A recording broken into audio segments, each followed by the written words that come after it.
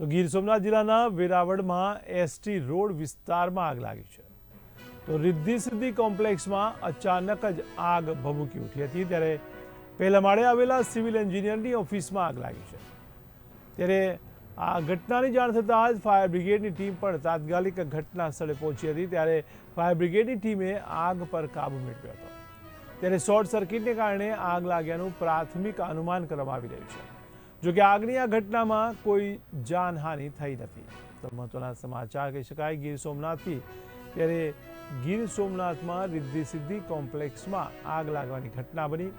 ત્યારે વેરાવળમાં ST road વિસ્તારમાં આવેલ આ કોમ્પ્લેક્સમાં અચાનક આગ ભભૂકી ઉઠી હતી।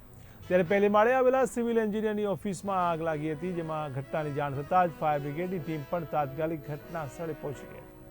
ત્યારે ફાયર બ્રિગેડની ટીમે આગ પર કાબૂ મેળવી લીધો હતો। ત્યારે શોર્ટ સર્કિટને કારણે આગ લાગ્યાનું પ્રાથમિક અનુમાન કરવામાં આવી રહ્યું છે। જોકે આગની આ ઘટનામાં કોઈ જાનહાનિ થઈ નથી।